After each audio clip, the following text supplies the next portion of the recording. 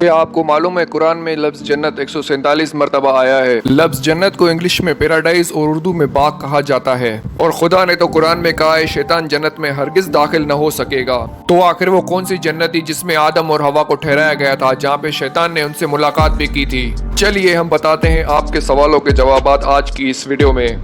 خدا نے آدم سے سورہ بقرہ کی آیت نمبر 35 میں کہا، تم اور تمہاری بیوی بشت میں رہو، جہاں سے چاہو کھاؤ پیو، مگر اس درخت کے پاس نہ جانا، اگر تم اس درخت کے پاس جاؤ گے تو تم ظالموں میں شمار کیے جاؤ گے۔ سورہ طٰہٰ کی آیت نمبر 117 میں خدا آدم سے فرماتا ہے، شیطان تمہارا اور تمہاری بیوی کا کھلا دشمن ہے، تو اس سے بچ کے رہنا، کہیں یہ تم دونوں کو جنت سے نکلوا نہ دے اور کہیں تم مشقت میں نہ پڑ جاؤ۔ پھر خدا نے سورہ طٰہٰ کی 118 اور 119 نمبر آیت میں آدم اور حوا کو کہا کہ یہاں تو تمہیں یہ فائدہ ہے، نہ بھوکے رہو گے نہ ننگے، نہ ہی یہاں پیاسے رہو گے اور نہ ہی یہاں دھوپ میں تپو گے۔ اس سے ظاہر ہوتا ہے کہ خدا نے آدم کو شیطان کے بارے میں پہلے ہی آگاہی دے دی تھی۔ پھر قرآن میں سورہ اعراف کی 21 نمبر آیت میں بتایا گیا ہے کہ شیطان ان کے سامنے آیا اور قسمیں کھانے لگا کہ میں تمہارے خیر خواہوں میں سے ہوں۔ پھر قرآن میں سورہ طٰہٰ کی 120 نمبر آیت میں آتا ہے کہ شیطان نے آدم سے کہا کہ کیا میں تمہیں ایسے پیڑ کے بارے میں نہ بتاؤں جو تمہیں ہمیشہ کی زندگی دے۔ پھر سورہ اعراف کی آیت نمبر 20 میں بتایا جاتا ہے کہ شیطان آدم سے کہتا ہے کہ خدا تمہیں اس پیڑ کی طرف اس لیے جانے نہیں دیتا کہ کہیں تم فرشتے نہ بن جاؤ۔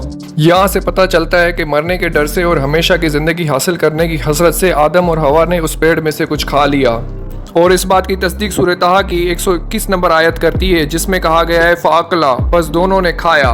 سورہ اعراف کی آیت نمبر 24 میں خدا آدم اور حوا سے کہتا ہے کہ بس تم دونوں یہاں سے اتر جاؤ، اور زمین کے اندر ایک محدود مدت تک تمہارے لیے سامان مہیا کر دیا گیا ہے۔ اب ہم اس بات کا جائزہ لیتے ہیں کہ آدم کو اسی جنت میں سے نکالا گیا تھا جس جنت کا قرآن میں انسانوں سے وعدہ کیا گیا ہے۔ سورہ دخان کی آیت نمبر 56 میں خدا کہتا ہے، جو موت ان کو پہلے آ چکی تھی، اس کے علاوہ وہاں وہ کسی اور موت کا مزہ نہیں چکھیں گے۔ اس آیت کے پہلے حصے میں دنیا کی موت کا ذکر کیا گیا ہے اور دوسرے حصے میں نہ ختم ہونے والی زندگی کا۔ اگر آدم کو ہمیشہ والی جنت میں داخل کیا گیا ہوتا تو وہ موت کے ڈر سے اس پیڑ کے قریب کبھی نہیں جاتا۔ اسی طرح سورہ نساء کی آیت نمبر 57 میں بتایا گیا ہے، جنہوں نے نیک عمل کیے ہم ان کو ایسے باغات میں داخل کریں گے جن کے نیچے نہریں بہیں گی، جن میں وہ ہمیشہ ہمیشہ رہیں گے۔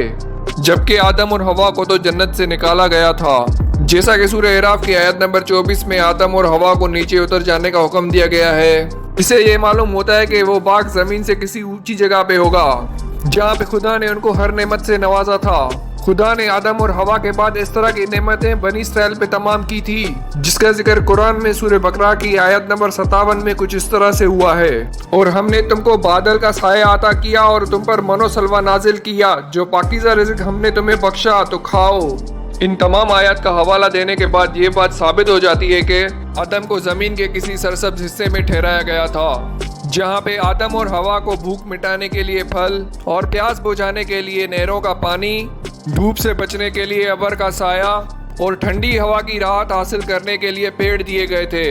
اب جس آخری آیت کا میں حوالہ دینے جا رہا ہوں، اس سے آپ کے تمام شکوک و شبہات دور ہو جائیں گے۔ خدا نے سورہ بقرہ کے آیت نمبر 30 میں فرمایا ہے، اور جب تمہارے پروردگار نے فرشتوں سے کہا میں زمین میں ایک خلیفہ بنانے والا ہوں، اور اسی سورہ کے آیت نمبر 31 میں فرمایا وَعَلَّمَ آدَمَ الْأَسْمَاءَ كُلَّهَا، اور سکھائے آدم کو تمام چیزوں کے نام۔